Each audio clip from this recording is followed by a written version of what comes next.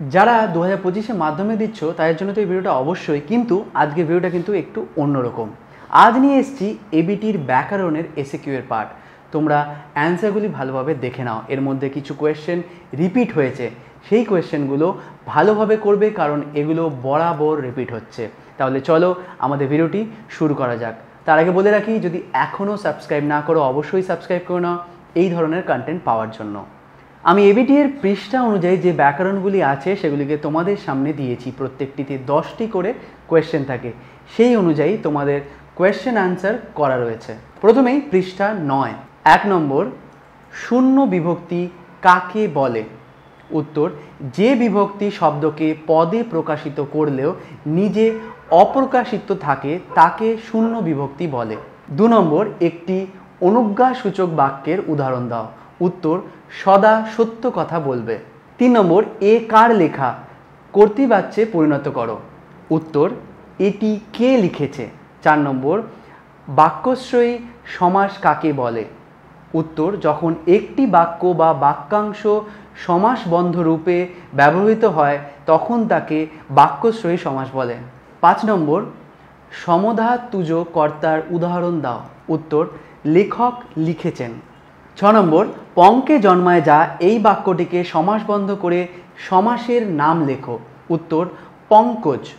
উপপদ তৎপুরুষ সমাস। 7 নম্বর, প্রযোজ্য কর্তা কাকে বলে? উত্তর, প্রযোজক কর্তা যাকে নিয়ে কাজ করিয়ে নেয় তাকে প্রযোজ্য কর্তা বলে। 8 নম্বর, বাবুটি স্বাস্থ্য গেছে কিন্তু শখ 16 আনায় বজায় আছে। বাক্যটিকে সরল বাক্যে পরিণত করো। বাবুটির স্বাস্থ্য গেল, শখ 16 আনা বজায় আছে। 9 নম্বর, কর্ম কর্তৃবাচ্য কাকে বলে? যে বাচ্যে কর্তা উপস্থিত থাকে না, কর্মই কর্তার ভূমিকা পালন করে তাকে কর্মকর্তৃবাচ্য বলে। 10 নম্বর, বিশেষ্য খণ্ড কাকে বলে? উত্তর, যে খণ্ডবাক্য বিশেষ্য পদের মতো ব্যবহৃত হয় তাকে বিশেষ্য খণ্ড বলে। পৃষ্ঠা 65। 1 নম্বর, শর্ত সাপেক্ষ বাক্যের একটি উদাহরণ দাও। উত্তর, যদি তুমি আসো তাহলে আমি যাব। বর্ম খুলে দেখো আদুর গায়ে, এটিকে যৌগিক বাক্যে পরিণত করো। উত্তর, বর্ম খোলো এবং আদুর গায়ে দেখো। 3 নম্বর প্রশ্ন, তির্যক বিভক্তি কাকে বলে? উত্তর, যে বিভক্তি সব কারককে ব্যবহৃত হয় তাকে তির্যক বিভক্তি বলে। 4 নম্বর, লক্ষণাত্মক করণ কারকের উদাহরণ দাও। পৈতায় বামন চিনি। 5 নম্বর, বিষাদ সিন্ধু সমাসটির ব্যাসবাক্য সহ সমাসের নাম লেখো। উত্তর, বিষাদরূপ সিন্ধু রূপক কর্মধারা। 6 নম্বর, ব্যাসবাক্য কাকে বলে? উত্তর, সমাসবদ্ধ বাক্যকে বিশ্লেষণ করলে যে বাক্য বা বাক্যাংশ পাওয়া যায় তাকে ব্যাসবাক্য বলে। 7 নম্বর, কর্তৃবাচ্যের একটি বৈশিষ্ট্য লেখো। উত্তর, কর্তৃবাচ্যের কর্তার প্রাধান্য থাকে। 8 নম্বর, বিভূতিভূষণের পথের পাঁচালী রচনা করেন, এটিকে কর্মবাচ্যে রূপান্তরিত করো। উত্তর, বিভূতিভূষণ দ্বারা পথের পাঁচালী রচিত হয়। 9 নম্বর, সম্বন্ধ পদ কারক নয় কেন? উত্তর, বাক্যের ক্রিয়াপদের সঙ্গে সম্বন্ধ পদের সরাসরি সম্বন্ধ না থাকায় এটি কারক নয়। 10 নম্বর, উপমান ও উপমিত কর্মধারায় সমাসের পার্থক্য লেখো। উত্তর, উপমান কর্মধারায় সমাসের সাধারণ ধর্মের উল্লেখ থাকে না, কিন্তু উপমিত কর্মধারায় সমাসের সাধারণ ধর্মের উল্লেখ থাকে। এবার পৃষ্ঠা 89। 1 নম্বর, সমধাতুজ শব্দ কাকে বলে? উত্তর, ক্রিয়াপদে যে ধাতু থেকে নিষ্পন্ন হয় সেই ধাতু থেকে যদি কর্মপদ নিষ্পন্ন হয় তাহলে তাকে সমাধতুজ শব্দ বলে। 2 নম্বর, সম্বন্ধ পদ কাকে বলে? এটার উত্তর কিন্তু আমরা আগে দিয়েছি। 3 নম্বর, বহুব্রীহি শব্দের অর্থ কি? উত্তর, প্রচুর ধানের মালিক। 4 নম্বর, সন্ধি এবং সমাসের মধ্যে কি পার্থক্য? উত্তর, সন্ধিতে ধ্বনিতে ধ্বনিতে মিলন হয় এবং সমাসে পদে পদে মিলন হয়। 5 নম্বর, বাক্য নির্মাণের শর্ত কি? উত্তর, যোগ্যতা, আকাঙ্ক্ষা ও আসক্তি। 6 নম্বর, অমৃতের জবাব আমাকে বদলে দিয়েছে, জটিল বাক্যে পরিণত করো। যা আমাকে বদলে দিয়েছে তা হলো অমৃতের জবাব। 7 নম্বর, সে কোনো জবাব হলো না, অস্তার্থক বাক্যে পরিণত করো। উত্তর সে নিরুত্তর রইল। 8 নম্বর কর্মকর্তৃবাচ্যের একটি উদাহরণ দাও। উত্তর শঙ্খ বাজিল। 9 নম্বর তথা কন্যা থাকে সর্বক্ষণ, ভাববাচ্যে রূপান্তর করো। উত্তর তথা কন্যার থাকা হয় সর্বক্ষণ। 10 নম্বর তির্যক বিভক্তি কাকে বলে? এটার উত্তর কিন্তু আমরা আগে দিয়েছি। এবার পৃষ্ঠা 111। 1 নম্বর শূন্য বিভক্তি কাকে বলে? এটার উত্তরও আগে দেওয়া রয়েছে। 2 নম্বর শিশুরা খেলছিল মায়ের কোলে, কোলে কোন বিভক্তি? উত্তর অধিকরণ কারক এ বিভক্তি।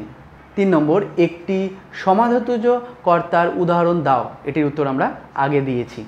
4 নম্বর অলোপ সমাস কাকে বলে? উত্তর যে সমাসবদ্ধ পদের পূর্ব পদের বিভক্তি লোপ পায় না তাকে অলোপ সমাস বলে। 5 নম্বর অন্য ভাষা একে সমাসবদ্ধ করে সমাসের নাম লেখো। উত্তর ভাষান্তর নিত্য সমাস। 6 নম্বর যে সমাসে পূর্বপদ বা পরপদের অর্থ প্রাধান্য পায় না, অন্য কোনো বস্তু বা ব্যক্তির অর্থ প্রাধান্য পায় তাকে কোন সমাস বলে? উত্তর বহুব্রীহি সমাস।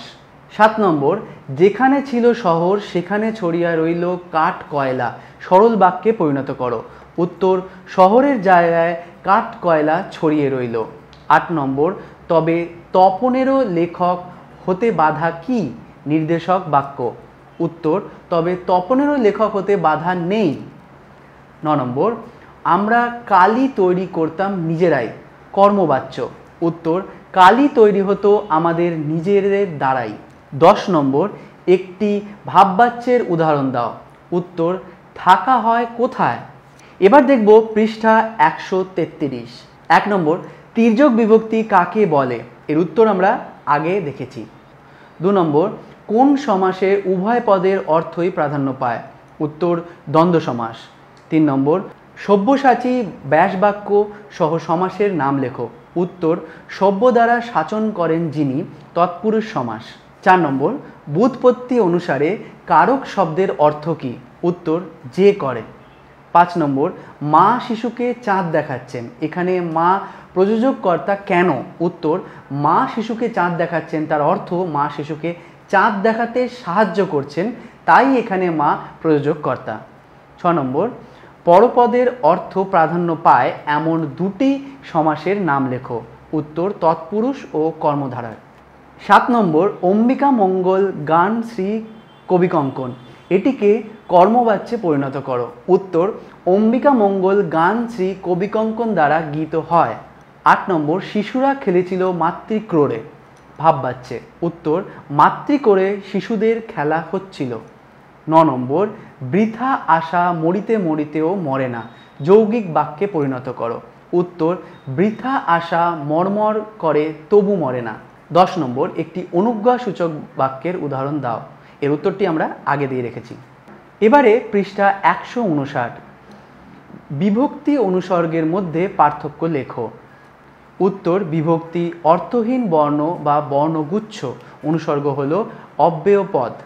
2 নম্বর নির্দেশক কি? উত্তর যে অর্থহীন বর্ণ বা বর্ণগুচ্ছ শব্দের সঙ্গে যুক্ত হয়ে বছর নির্দেশ করে তাকে নির্দেশক বাক্য বলে। 3 নম্বর একটি বাক্যশ্রয়ী সমাসের উদাহরণ দাও। উত্তর বসে আঁকো প্রতিযোগিতায় বসে আঁকো হয় যে প্রতিযোগিতাতে। 4 নম্বর মৌমাছি ব্যাসবাক্য সহ সমাসের নাম লেখো।